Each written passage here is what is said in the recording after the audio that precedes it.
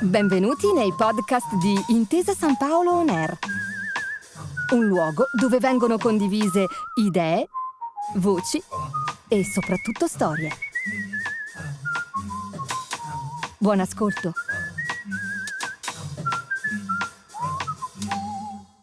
La nuova modalità britannica fu presto adottata in gran parte del mondo occidentale. Il primo stato fu il Brasile.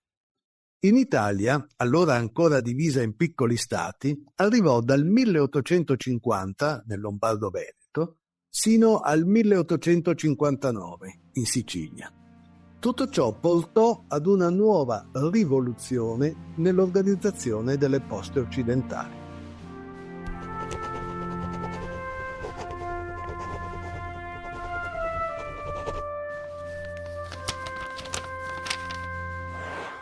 Benvenuti a Lettere dall'Umanità, il podcast di Intesa San Paolo On Air, dove ricostruiamo il lungo percorso che ci ha portati alla costruzione di un sistema postale nazionale.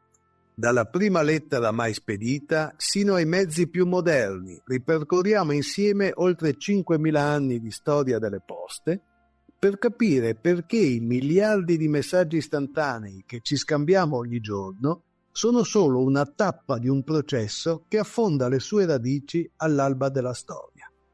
Io sono Bruno Crevato Selvaggi, direttore dell'Istituto di Studi Storici Postali Aldo Cecchi, che ha sede a Prato in Toscana, e si occupa di studiare la posta in tutte le sue epoche.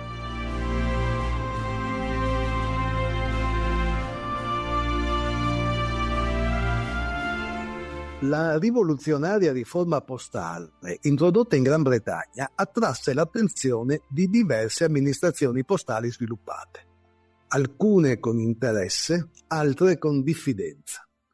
Nel 1842, 2 anni dopo il Penny Black, i pagamenti anticipati con francobollo vennero adottati nel servizio locale di New York, nonché nei cantoni svizzeri di Zurigo e Ginevra, ovvero i sistemi postali locali e non statali. Il primo grande stato ad adottare il francobollo e il nuovo sistema fu il Brasile. Seguirono ancora emissioni locali, Basilea nel 1845, Trinidad e Mauritius nel 1847, Bermuda nel 1848. Il successivo grande paese furono gli Stati Uniti d'America nel 1847. I grandi stati europei iniziarono dal 1849, con la Francia, il Belgio, la Baviera, la Germania all'epoca non era ancora unita, nel 1850 l'impero austriaco, Hannover, la Prussia e la Sassonia, la Spagna, la Svizzera, e poi via via tutti gli altri stati e colonie del mondo. Insomma, la nuova riforma postale venne adottata da tutte le amministrazioni postali più evolute, anche se qualcuna rimase ancorata per qualche tempo alle vecchie concezioni, mantenendo tariffe differenziate per 2 o 3 distanze diverse. La stragrande maggioranza dei francobolli aveva come soggetto il volto del regnante oppure lo stemma statale. Pochi offrivano invece un'allegoria o la cifra del valore monetario del francobollo. Nei primi tempi la riforma e i francobolli furono attivi per il solo servizio interno. I rapporti fra stati diversi erano regolati da convenzioni bi- o multilaterali, con regole e tariffe molto diverse. Un'armonizzazione generale, lo vedremo, avvenne solo nel 1875. Alla chiusura del secolo, ovvero in 60 anni, ormai un paio di centinaia di amministrazioni postali avevano adottato la riforma ed emesso propri francobolli.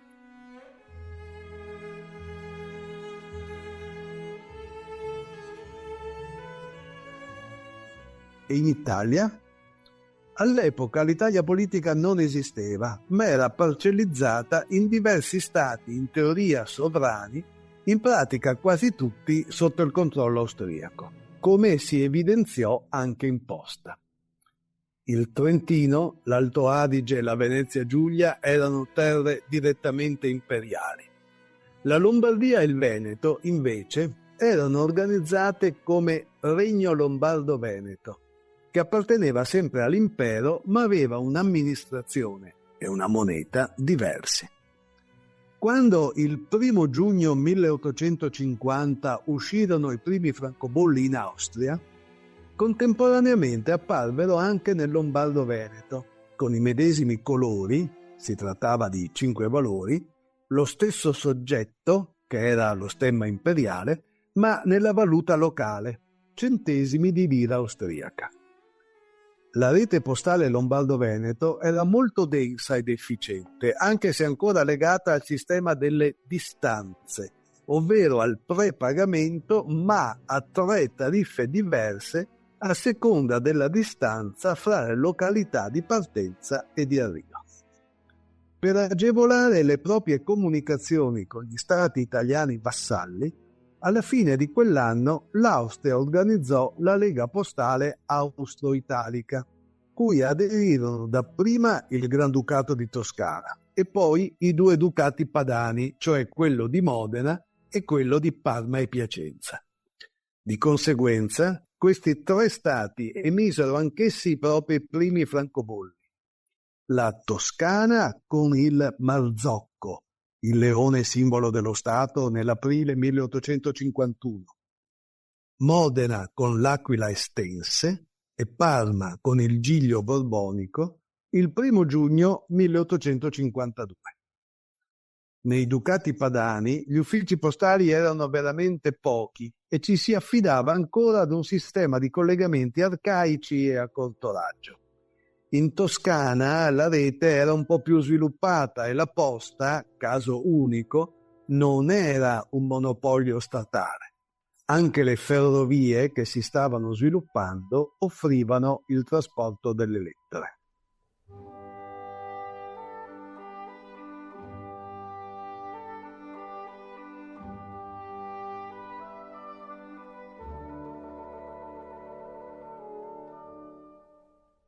Il Regno di Sardegna, che comprendeva Piemonte, Liguria e Sardegna, era l'unico Stato italiano costituzionale e libero dall'influenza austriaca. Era anche, assieme a Lombardo-Veneto, il più avanzato postalmente, con una densa rete di uffici, un rigoroso monopolio statale e un'efficiente rete ferroviaria che stava soppiantando il sistema delle carrozze. Adottò la riforma il 1 gennaio 1851. I suoi primi 3 francobolli portavano il profilo del re Vittorio Emanuele II e dal 1858 furono in uso anche nel Principato di Monaco, all'epoca interamente compreso nei domini sabaudi. Il 1 gennaio 1852, invece, era stata la volta dello Stato Pontificio, che comprendeva Lazio, Marche, Umbria e Romagne, i cui francobolli offrivano le chiavi decussate, simbolo pontificio, ed erano usati anche dallo Stato indipendente di San Marino, compreso nei suoi territori. Nello Stato Pontificio i francobolli erano chiamati bolli franchi. La rete postale pontificia non era molto sviluppata ed era ancora legata al sistema delle distanze, come in Austria. Il meridione era organizzato nel Regno delle 2 Sicilie, dove però operavano 2 amministrazioni postali separate. Quella continentale emise i primi francobolli il 1 gennaio 1858. Riportavano il cavallino e la trinacria, simboli del napoletano e della Sicilia. L'amministrazione siciliana, invece, attese il 1 gennaio 1859. I suoi francobolli, 7 in totale con la medesima vignetta ma valori e colori diversi, portavano l'effigie del re Ferdinando II, che sarebbe poi morto a maggio. Per la raffinatezza del disegno e della tecnica di stampa, Questi francobolli di Sicilia sono internazionalmente riconosciuti tra i più belli del XIX secolo. In ambedue le amministrazioni la rete delle strade postali era molto rada e il servizio non riusciva a coprire l'intero territorio, pur se gli uffici postali, che in Sicilia si chiamavano officine postali, non erano pochi. Il sistema tariffario era ancorato ancora a sistemi antichi. Non era infatti in funzione del peso della lettera, ma del numero dei fogli o mezzi fogli che la componevano, quale che fosse la loro dimensione.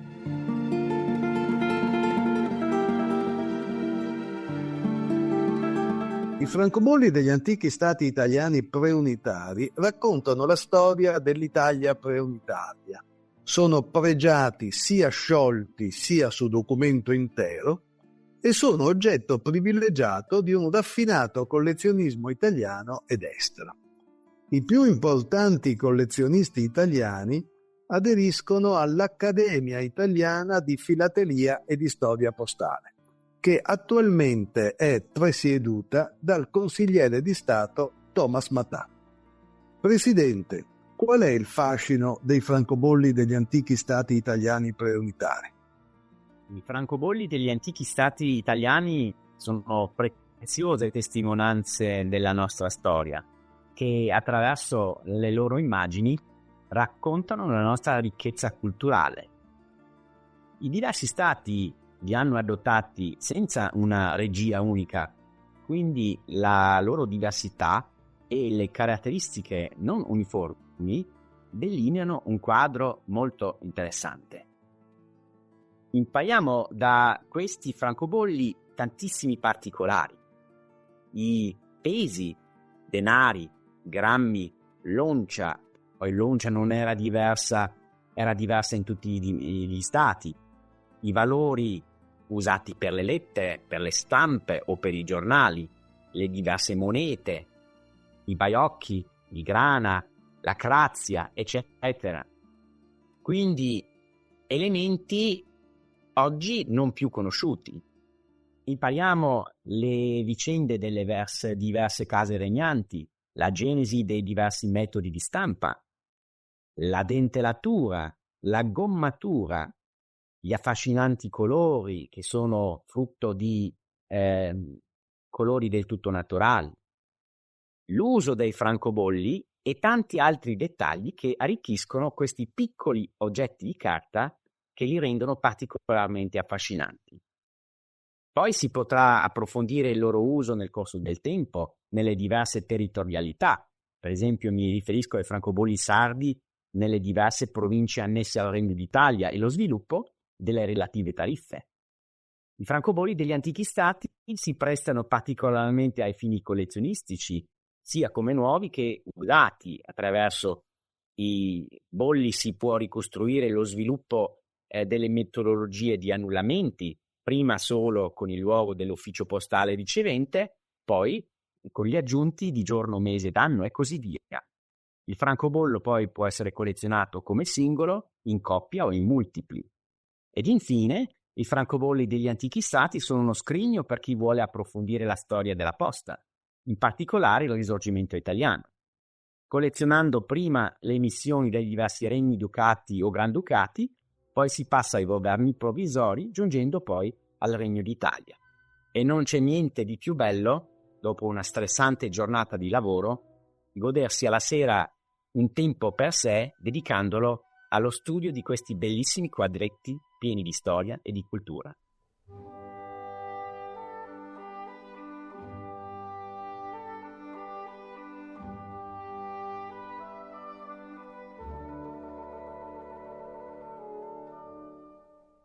I francobolli sancivano quindi l'adozione del nuovo sistema postale, cioè il pagamento della tassa da parte del mittente e l'assolvimento di questa. Ma la loro funzione non era solamente tecnica. Ben presto, seguendo peraltro un percorso simile a quello compiuto millenni prima dalle monete, divennero un forte simbolo di sovranità. E in una civiltà dove le immagini non erano ancora diffuse, un mezzo di diffusione dei simboli dello Stato, ovvero il volto del regnante o lo stemma o l'allegoria. Un ruolo quindi anche fortemente politico ed ideologico. Per questo motivo, ad un cambiamento di regime doveva seguire il più velocemente possibile il cambio dei francobolli. Se la Sicilia non fece in tempo a cambiare i propri francobolli dopo la morte di re Ferdinando e la salita al trono di re Francesco, durante la seconda guerra di indipendenza nel 1859, quando Toscana, Modena, Parma e le Romagne cacciarono i governi esistenti e chiesero, senza peraltro essere subito accontentati, l'adesione al nuovo regno di Sardegna, ci si preoccupò subito di emettere nuovi francobolli per eliminare i simboli precedenti e, se possibile, introdurne di nuovi. Così a Modena vennero emessi francobolli con lo scudo di Savoia, a Parma e nelle Romagne valori molto anonimi senza simboli. Nel 1860, quando Garibaldi sbarcò in Sicilia, per un anno i francobolli borbonici vennero tolti di corso e senza essere sostituiti da nuovi, e si attuò il pagamento per contanti con un parziale ritorno all'antico. Nel napoletano venne emessa una serie speciale nella valuta locale con Vittorio Emanuele II. Anche nei francobolli, quindi, si stava compiendo l'unità d'Italia, che sarebbe stata suggellata politicamente il 17 marzo 1861. Aprendo una nuova era anche imposta.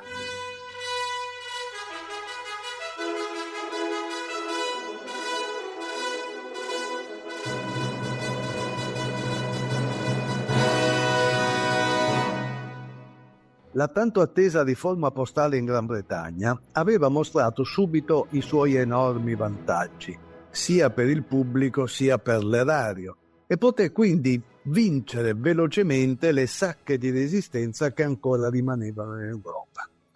Nell'ultima parte dell'Ottocento, la posta nel mondo era una struttura fortemente diversa da quella dell'inizio del secolo, grazie a questa riforma come agli sviluppi politici, diplomatici e tecnologici che vedremo nella prossima puntata.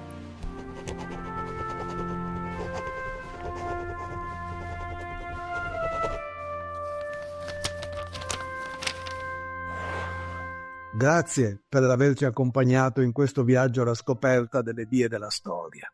Un sentito ringraziamento anche a Thomas Matà per averne fatto parte. Vi aspettiamo al prossimo episodio, sempre qui su Intesa San Paolo On Air, per scoprire le altre tappe del lungo percorso che ci ha permesso di costruire un sistema postale nazionale. Grazie per aver ascoltato i podcast di Intesa San Paolo On Air. Al prossimo episodio.